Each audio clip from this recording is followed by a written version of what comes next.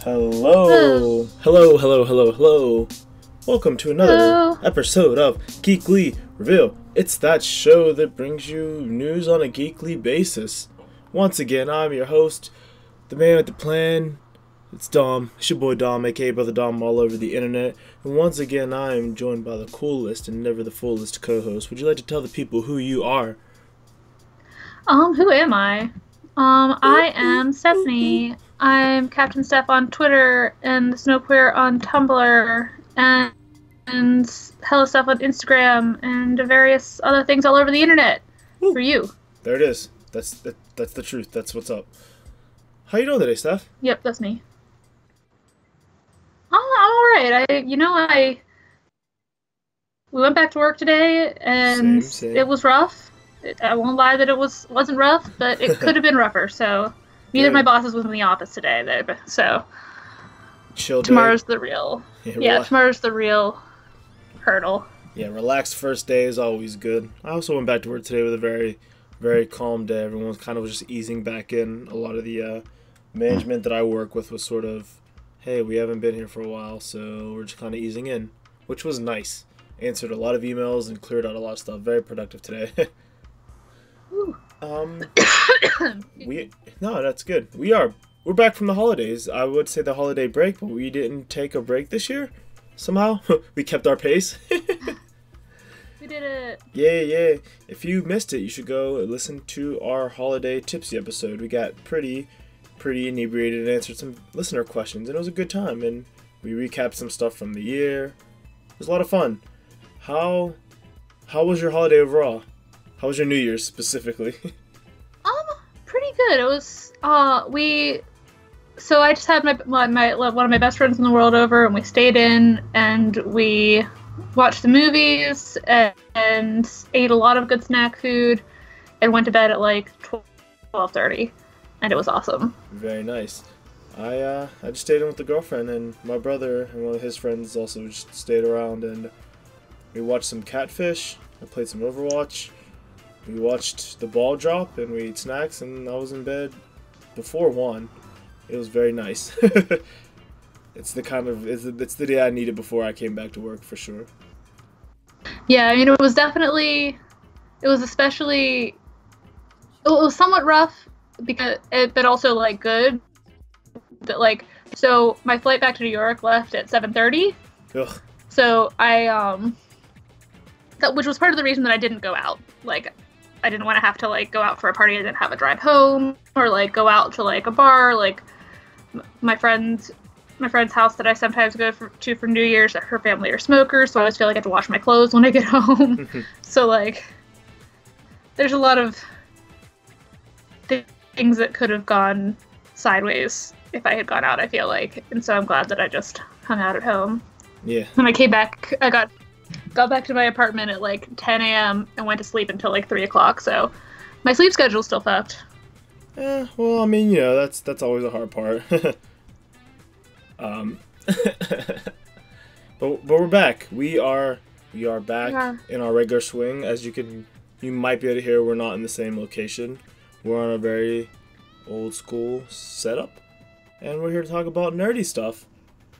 That said, we are. That's the goal. Yeah, I don't feel like a whole hell of a lot happened, other than like people releasing their year-end lists all over the place and people taking breaks and that kind of thing. Yeah. Well, we have a few things. We'll hit you with a quick episode, kind of have a good time, give you all some updates. Would you like to kick this party off? Sure, let's look at this list. So I saw Mary Poppins. How was Mary Poppins, y'all?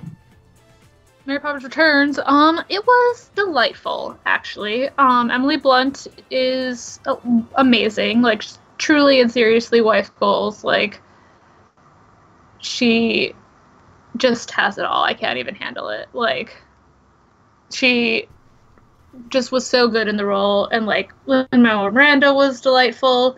His Cockney accent really wasn't any better in the movie than it was in the trailer, but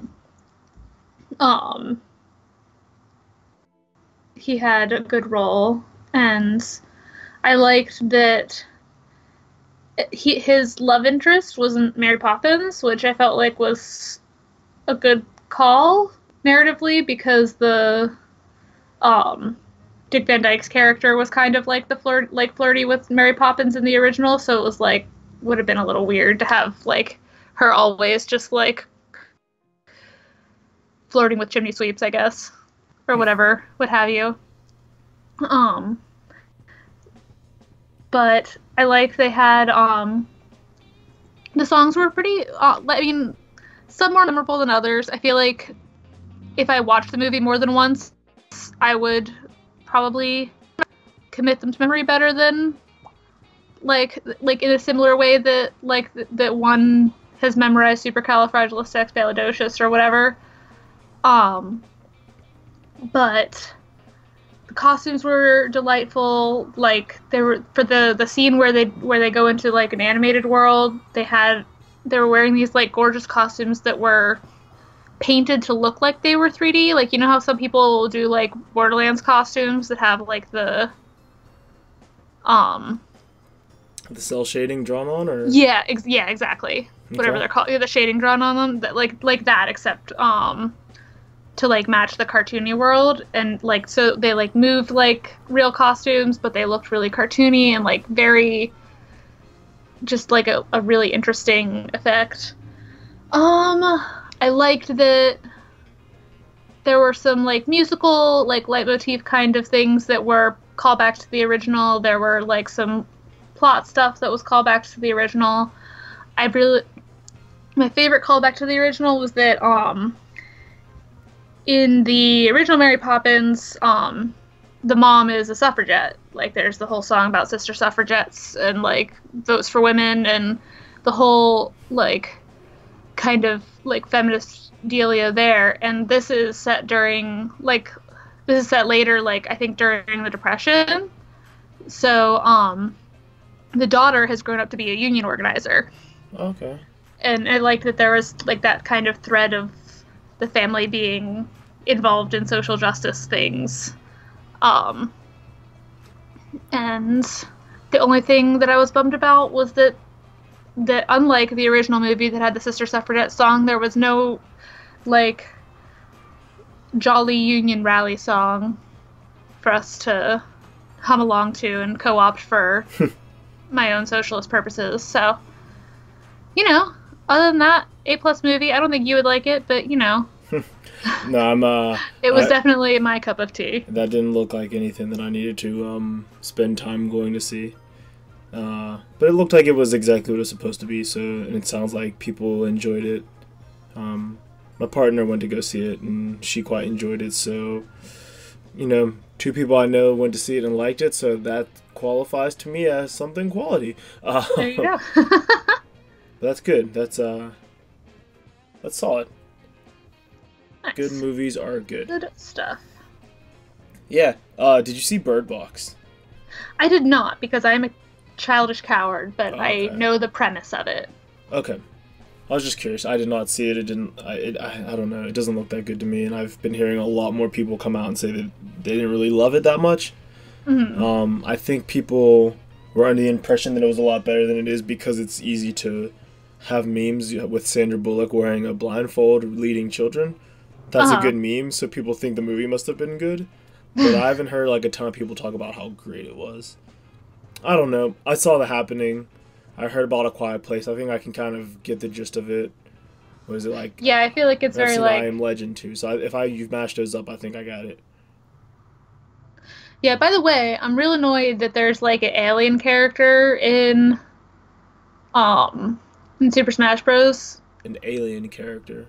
Ripley, I think it's called. Ripley is an alien, yes. Ripley like, is from first Metroid. of all, it's funny that its name is Ripley because it looks like the alien from Alien. Yeah. He fights Ripley. That's it's is very that on funny. Purpose, or is that like an Americanization thing? I believe that's probably on purpose. I don't remember when Ridley started. Let's look. I'm not sure when Ridley made his first appearance. Oh, in the original Metroid. Okay. Yeah, I never really played the Metroid game, so I don't know much about it.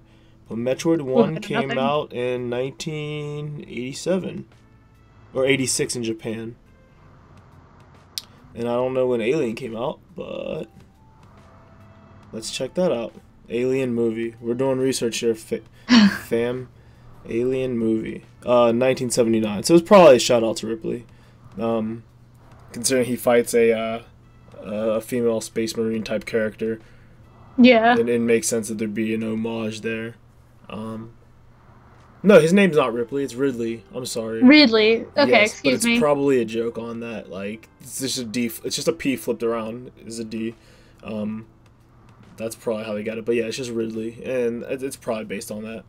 Yeah, I can't beat him, and every time I try to fight King K. Rool, I fall in the river and get washed away. Has nothing to do with my actual fighting skills against him. Just No, those are characters that are kind of tricky for a lot of people to learn to fight, actually. So that's fine. Yeah, K. Rool is on that river. That's where that's where most of the people ran into issues. Apparently, these CPU are very hard to unlock. Um, I thought it was just me being rusty at the game, but apparently no, they are actually hard to unlock, which is cool. Um, I've been doing. I usually lose the fight that happens right after the match. Like when you first unlock them, but when I come back the day later, I tend to unlock most of them. So I'm doing all right for myself. I wasn't expecting to, but I am.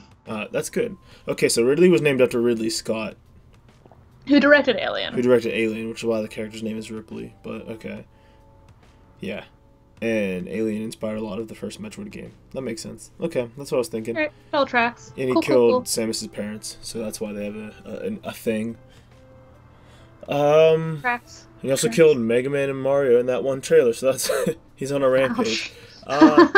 How you liking it so far? How you like Smash? I'm having a very good time. I have only mostly been playing with Pit because I've gotten his moveset down. Like I actually like am pressing buttons with the intent to do the action of the button Good. performs rather than just kind of crashing all the buttons and hoping for the best, which is new for me. That's the first start. So I feel like at some point I should probably like branch out to other characters and figure out their movesets too, but I would at least unlock some more people first. So, yeah. My advice to you would be just to wait till you feel pretty confident with Pit. In the sense that, like, the reason a lot of other people can jump around from character to character and look like they know what they're doing is because we've been playing this game since 1996 Fair. in some form or fashion, and a lot of people only had one or two characters they played. Like, I only played Kirby, I think, in the first one. Pretty exclusively just Kirby, I think. And then the next one had the Ice Climbers I played, and a little bit of Kirby and Pikachu. And I'm real pissed about trying to unlock the ice climbers. You have to defeat both of them separately. I knocked one into space, and the other one knocked me off the friggin' iceberg. So yeah, you only have to kill the one. If it's the challenge to get them, it's the blue one, whichever one's the one in the lead. Okay, well I hit the pink one. Yeah, That's what happened. the pink. Yeah, when it's on half the costumes, you want to kill the boy one first, and the other half you want to kill the girl one first, which you can tell by their hairstyles. Whichever one is the one that is primary in the picture. Gotcha. Yeah. Fun hot tip. And they made the AI a little bit less able to beat you after the main one is off the stage. So what happened a lot is you try to KO the blue one, he'd fly off the top, and the pink one would KO you off the side before he died. Rude. Which is, it wasn't ever really supposed to do that, but it could do that. But they fixed it, so that's good. I'm glad you found a main. Welcome to fighting game, the Pit that you're in now, because you play Pit, get it? But also it's a Pit, you're stuck. Well, you can learn Dark Pit too. He's exactly the same, with like a few differences that are like negligible. But yeah, Dark Pit's Andrew, my brother Andrew's main. So Dark Pit, I like him a he's little just been better. he's been playing as Pit since we haven't unlocked. Yeah, there's only like 70 Dark Pit characters. yet, but, what do you mean? So you know. I've been getting pretty proficient with the Inklings still. That's who I like to play with the most. I play a little bit like Lucario, Sonic, Ice Climbers, Rosalina when I get chances, but I've got used to a few different people. As long as you pretty much get the concept of what button is jump, like smash attacks, and then like what your B buttons do. Every character essentially has the same inputs, with like very few exceptions. Like Ryu and Ken, and then Bayonetta, I think. Everybody else just is up B, down B, side B, and neutral. It's fun. There's so much to learn. I've been playing the adventure mode on that a lot. I'm getting really into it. Oh yeah, I need to check that out. Yeah, it's just the same. It's just gimmicks and gimmicks and gimmicks, but I really like them. Like seeing the new characters and what the world map will lead me into. I think I'm having more fun on it than a lot of other people are, since I'm interested in the competitive scene, but I'm not competitive level, so I play it more casually. So it's been fun. I like the adventure mode and getting all the little spirits, which are just pictures of other characters from other games, but like it's still cool, you know? And seeing the different powers you can get from them, it's kind of fun. So I took a screen cap the other day because I like, you know, like Pokeballs and stuff to summon other characters. Yeah. But I threw the little dude in the aquarium and it turned into Waluigi, and I was like, yes, Waluigi confirmed for Smash. That was a very sad day when they confirmed him as an assist trophy, because we're like, oh no, that means he's not. Oh man. So remember those Grinch leaks people were talking about? So I feel like that's a lot of us think that's why they changed the direct for that day. Well, they changed it because there was a disaster in Japan, but I think the reason we think the content was changed inside of it, which is something they could have done like a day before anyway. So I'm sure they had it done before that anyway. But it was basically all these rumors, like, okay, so time to deconfirm everything you guys were saying. So first off, we're going to show Ken and Incineroar, which no one saw him come in. And then they're like, oh, Shadow's an assist trophy. Gino is this other thing. Here's all these things. People are like, oh no, all my dreams are just going down the toilet right now. Sakurai's like, don't ever ask me for anything again. Here's a piranha plant. Don't test me. But then we're getting Joker from Persona, so I'm curious to see who the other 4 DLC players are going to be. It'll be fun. Make sure you register Smash before the end of the month so you get Piranha Plant for free. Oh, okay. Yeah, it's actually real simple. I can send you a tutorial, but anyone listening, if you haven't registered Smash, if you bought it digitally, it should already be done. If you have a physical copy, you can just do it from your Switch. You don't have to log on to anything. It's pretty simple, so just look up how to register Smash, and there should be tutorials. I think I found one on Newsweek or something. It's like 4 button presses. It's actually it's annoyingly simple. I'm like, oh yeah, I guess I could have done this the whole time. But yeah, welcome to owning a Switch. It's fun. I like it a lot. I'm having a very good time. Yeah, now you gotta start being one of the cool hipster indie snobs like me. You should play Celeste. I think you'd really like it. Okay. Because it's fair to say that you're kind of not super great at games, right? That wouldn't be an insult. That would be fair. I've been playing on CPU too. Okay. Hey, that's cool. That's higher than 1.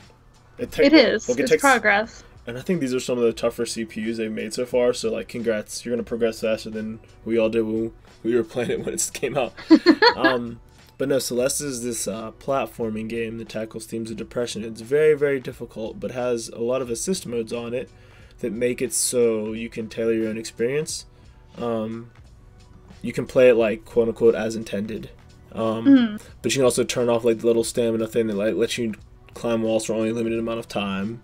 You can make it so you have infinite dashes in the air. You can make it so you don't take damage even, so that you still have to like roughly complete the puzzles. But the team that made it said, look, we know how we want the game to be played, and we'll give you a quote unquote supposed to be, but the game's about enjoying yourself. So if you don't want to do all these challenges, whether you don't have the coordination or like the accessibility to do it, or you just don't feel like it, like who are we to say that, oh, you gave us $10, don't play our game a certain way? Like, just have fun, turn everything on to which you could put in slow-mo. We don't care. And you know, they've gotten a lot of praise for that, and I haven't done that yet because I don't know. I'm like, I want the challenge. I haven't done that yet for no good reason. I'm a hardcore tough gamer. I can do this. And then I beat it to an extent. I'm like, oh yeah, okay, I guess I could do it. Like, it's like, well, what about those other challenges in there with like the harder stuff? I'm like, I got what I needed out of this. This is a great game. I'm not going to go back in, because that won't be the experience that I want. You know what I mean? if there was like some light at the end of the tunnel that was like that I just couldn't get past the challenge to get to, I'd probably put on the assist. But look, I wanted the challenge. I completed the challenge, and I saw some degree of an ending. Good stuff. Matt Makes Games team. But yeah, I think you'd like it. It's cheap too, so they deserve the money. What's our next topic? We went off the rails, but that's alright. Smash Bros is fun. Smash Bros is life. Well, how about you tell me about the next thing on the list, because I haven't watched it. Yeah, so this is a good way to transfer, well, if we would have saved Smash, between movies and games. Is it a movie or is it a game? It's Bandersnatch. Hey, what's up? Hey. So Netflix released a Black Mirror movie called Bandersnatch, which a lot of people have been talking about. I think is very good. There's a little bit of controversy around it. They may have borrowed some ideas from other people. There's a couple lines in it that an author's like, hey, this looks like my premise, but like this premise is a dime a dozen. I'm not going to call you out for that. But then some of the lines the characters say, they're like, that's eerily suspiciously close to some things that I've written. But whatever. There's a lot of stuff that it borrows from Alice in Wonderland and Donnie Darko, which also borrows from Alice in Wonderland, and then like some Matrix themes. And the whole premise is there is a guy who wants to create a game, a choose-your-own-adventure game based on the book Bandersnatch, which is a choose-your-own-adventure book. It's a fictional book within this universe, I believe. And it's a choose-your-own-adventure movie game thing on Netflix. And in true Black Mirror fashion, there's like surrealist stuff in there and twists and turns and that kind of thing. And of course, it gets dark at the end. I liked it a lot. I thought it was a very neat experiment to do. I mean, there's all kinds of choose-your-own-adventure media out there, so it's not like they broke the mold on something being available. Obviously, Telltale's been making games. There's what we would call walking simulators, Twine games. The format exists, but to do something with this high of a production value and it be more movie than game, I think there was not as many choices as than you would expect in a video game. Also, it has about an hour and a half runtime, roughly, so it's a more movie than game. But I thought it was very nifty and had some good themes about, like, free will, choices, timelines, that sort of thing. And the one kid from We're the Millers who kind of looks like... People always compare him to Sid from Toy Story. I know exactly who you mean. He looks really super cool in this. He's like bleach blonde hair. But it's fun. I like it a lot. If you're a big Black Mirror fan, it has references and Easter eggs to other Black Mirror things. A little bit of historical significance as well. There was a company trying to make a Bandersnatch game back in the day. And the day that studio closed is the day that this story starts on, July 9th, 1984. So there's like a joke at the real world and different paths. So it's fun. I suggest you check it out. It takes about an hour and a half to get through some of the main stuff. There's a little bit of gore in some spots. There's some blood, so, you know, if you're sensitive to that sort of thing. I think it's pretty cool. It's worth a shot. They have some other things on there. I think you need like an iPad to play. They have like Minecraft story mode and a couple kids ones in there. So there's some choose your own adventure stuff on Netflix, but this is a very nice one. And there's some fourth wall breaks and some meta stuff. Very enjoyable. Very relatable to our generation, I think, in a few ways. Interesting. I'm like, so part of me wants to watch it, but part of me also... So I always had trouble with choose your own adventure books when I was a kid because I just want to know the story, the real story. Like, what's the story? Like, whenever I would read them, I would like have like 8 fingers in all of the like pages that I'd already chosen, so that I could go back and like find my way back to where I had gone if like the path that I had gone down went wrong. So here's a couple. I'm very like completionist. Yeah. So here's some very, very minor spoilers on this. Spoilers to the format in the sense that part of the appeal, well, at least to this one, I've seen it not in some other games, not so much in the books like the Goosebumps Choose Your Own Adventure, but there's a few endings, and you could consider one the golden ending, but there's no real like good ending, you know what I mean?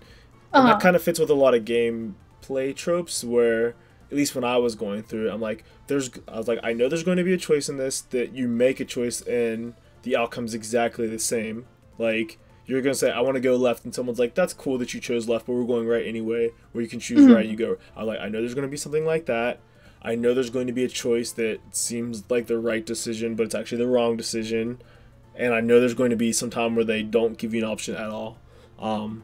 That's just spoilers of the format. Like if they didn't hit those boxes, I'd be surprised. And then there are obviously there's some inconsequential ones that are like, like the very first choice in there asks you, what kind of cereal do you want? Now, is this a very important choice or is it inconsequential? I don't know. Well, I mean, I do know, but I'm not going to say because that would ruin some of the fun. But there are Here's choices. the thing. Yeah, go ahead. Also, I overanalyze all of those choices because when I played Kingdom Hearts for the first time by myself, on the island, they ask you, like, are you a morning person? You're like, do you like something about morning, afternoon, or night? Yeah, And if you pick night, then you have more time to train and level up before the Heartless attack. But I was like, this is an arbitrary question. I'm gonna pick, like, morning. Yeah. Maybe Sora's a morning person. Well, those questions also affect, like, what your later stats are in the game, like whether you're better. Yeah. They actually matter. And like when they drop you down into that hole and ask you if you want to be like magic defense or offense or whatever, and that you're matters like, too. that matters too. Like, so the good thing about this, or the detriment, is you only have 10 seconds to answer each question. So you can't really overthink it. You don't have time to overthink it. None of them are hard to like read. You're not going to be in a situation where you're like, I don't have time to read this. I mean, you're already a fast reader, but they're pretty simple text questions anyway. But what's good about it is what I'll also semi-spoil, not really spoil. If you go on a path and it ends the story, it does back it up to the most important fork that lets you change it. So there's a choice early on that I think most people pick the wrong one. The game it's built that way. So it pretty much is like, oh yep, game over. It doesn't say game over, but you go down a path, it ends, and then it restarts. You don't go back that far, and it kind of speeds through some of that stuff. And you get to make that choice again, so you can see what the other path did. There's a few times where you won't go back, but there's some times where you won't go back until you've seen some other stuff.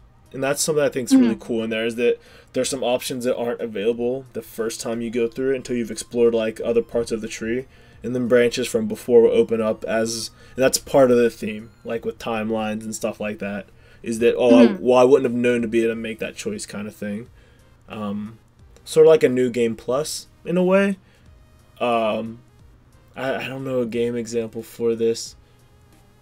It'd be like if there was a hook shot in your hometown of Zelda that was inaccessible, and then by the time you got the hook shot, your hometown was burnt down. But in the new game plus, you start with all your equipment so you can actually access that hookshot location. That kind of thing was in there, so it'll be fun. So no more spoilers other than that. I don't think that any of that spoils it. It's a movie. No. It's a Netflix type movie, so you might see the twists coming earlier on. I don't even think they're really twists. I think it's kind of, I guess they're twists, but they're pretty obvious. And then there's some fun little stuff in there too that you'll go back, and I think most people will go through some other scenarios. I won't spoil it for y'all. But it's good. Bandersnatch. Check it out. I will. And I see one last thing here. What's on this topic list? So the last thing there is so as of yesterday, things that were published in media that was created in 1923 has entered the public domain. And it's the first time that new content has entered the public domain since for 20 years. Okay. Interesting. In America, and that's because of Disney. Of course. Because Mickey Mouse was created in 1928, and they were trying real hard not to lose that copyright. Because once Mickey's in the public domain, people can make 100% legal porn. And Disney's lawyers can do nothing to stop that. So, and it's gonna happen now in 2024. They were able to push it off for 20 years, but so, so there was a law passed in, let me see when, in 1998, Copyright Term Extension Act, which was called the Mickey Mouse Protection Act. Of course. By people who did not care for it. that protected corporate copyright. It made it longer. So anything that was created in 1923 or afterward that was still copyrighted in 1998 wouldn't enter the public domain until yesterday. So like,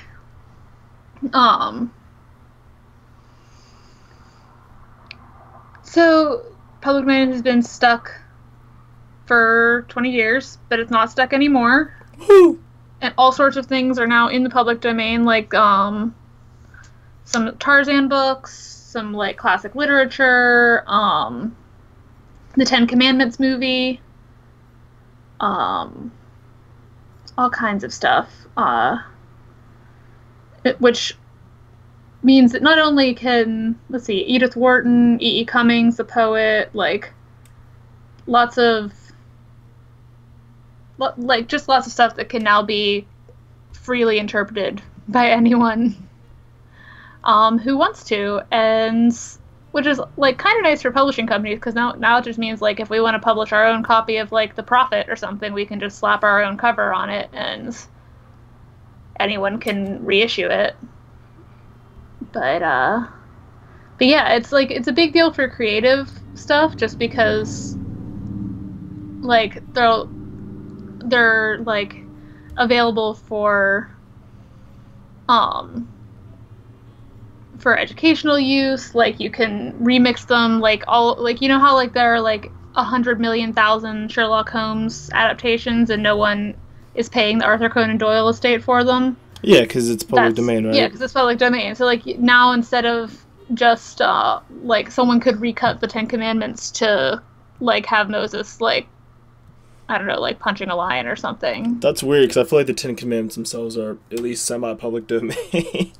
Yeah, well, I mean, like the obviously the content of the Ten Commandments, but I mean like the movie with right. I'm just playing around. What's his name? Charlton Heston.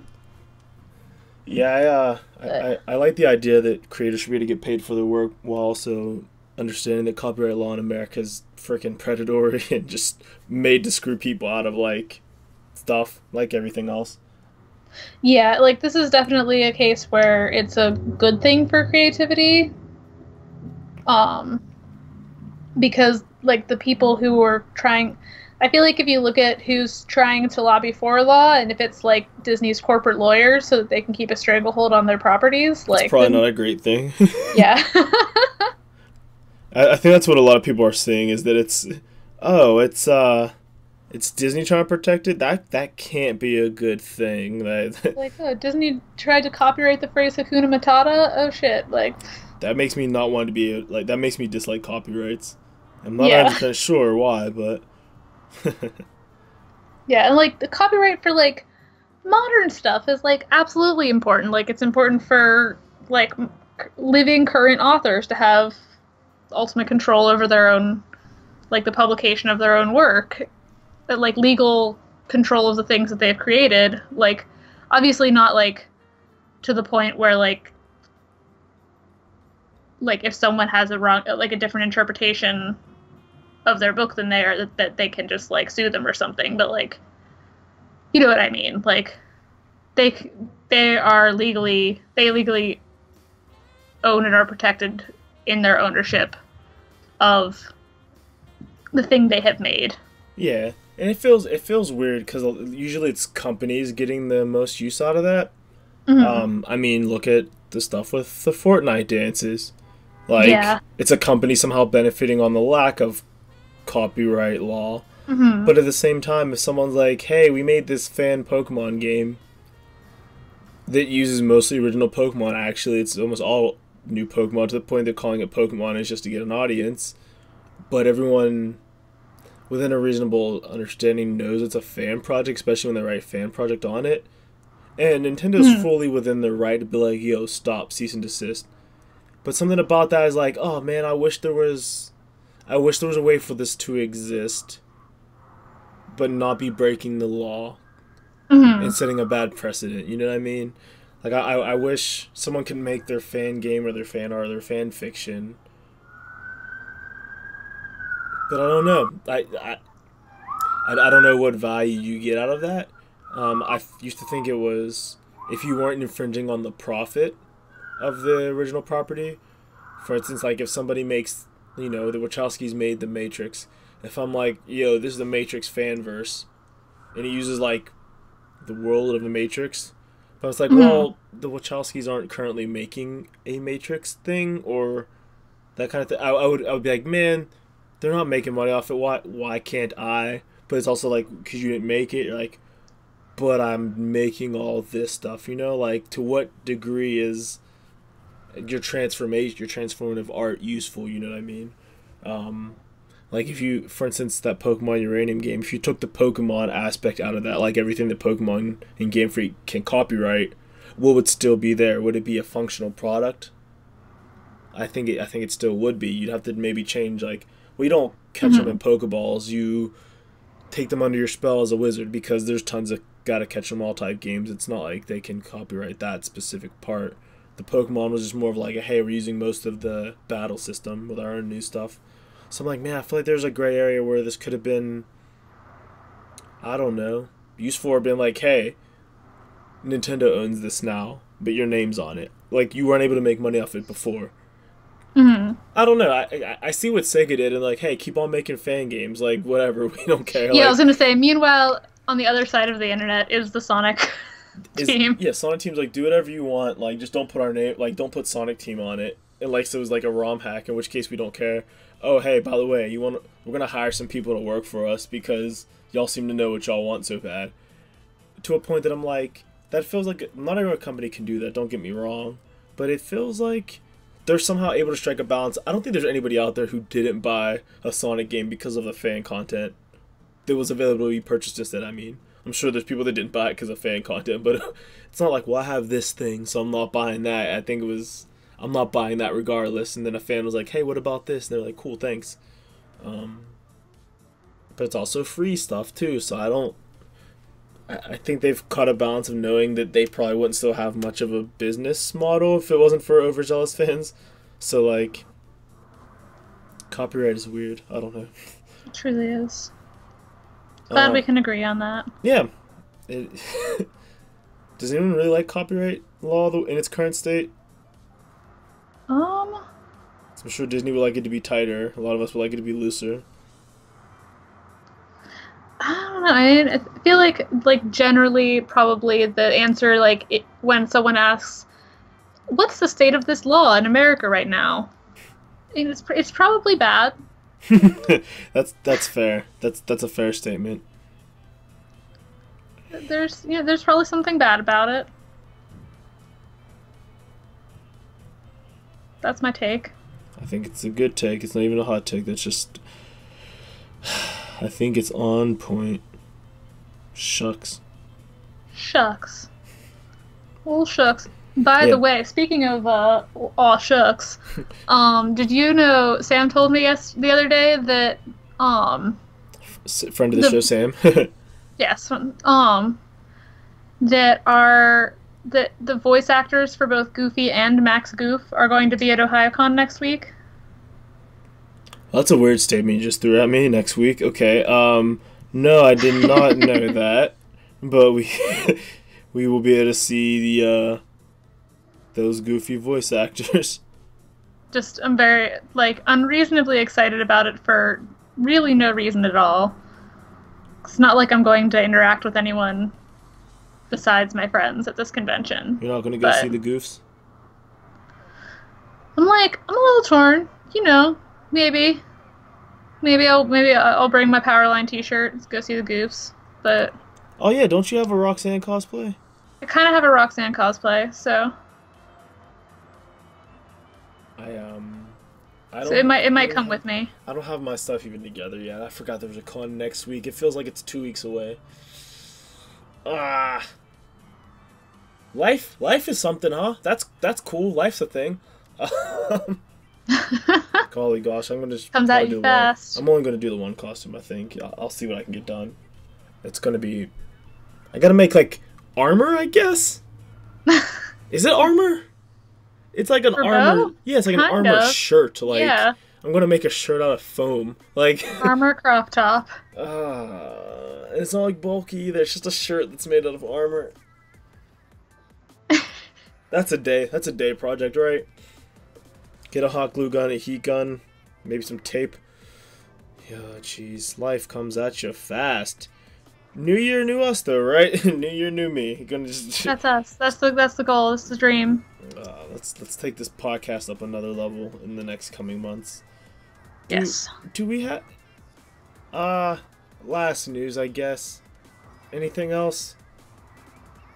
I don't think so. I guess Elizabeth Warren's gonna run for president. That's news. And I guess this is general pop culture, and politics is pop culture. I mean, it's not entertainment, but it's culture that's in the pop sphere. So there's news.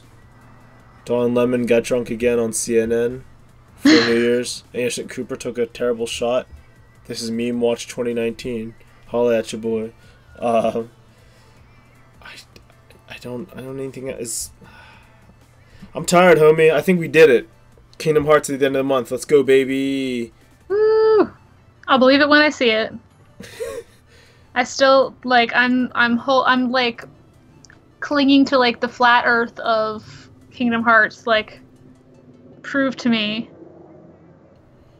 that it will actually exist, and I will believe you. Well, to be fair, we are on like Kingdom Hearts 12, so it's not like we don't have other stuff. In a sense, you know. True.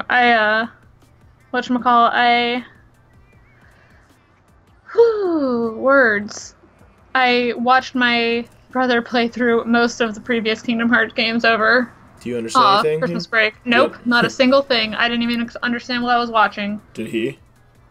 I think so. He was explaining to me stuff about, like, Ventus and Roxas and how their hair colors are slightly different than Sora's, and for some reason Namine's a nobody, but her name doesn't have an X in it, and that kind of stuff, you know. Anything to do with Kyrie's name? Yeah, so. And Kyrie's kind of a princess, I think?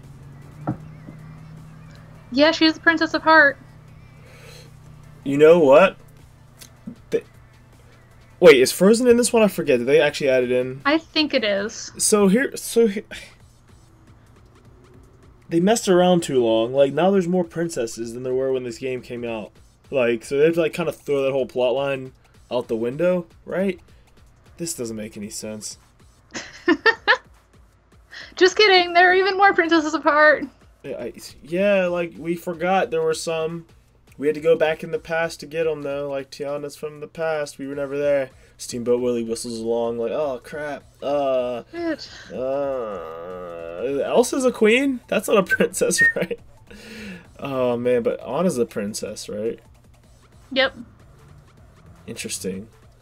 Interesting. And then President Vanellope von Sweets is kind of a princess. Kingdom Hearts, go to Wreck-It Ralph Lane, give me a Pixel Keyblade, just like Gideon Gordon Graves. How about we end the podcast, right? Yeah, let's do it. Do you want to give the people the social media biz like we always do? Sure. Hello, people.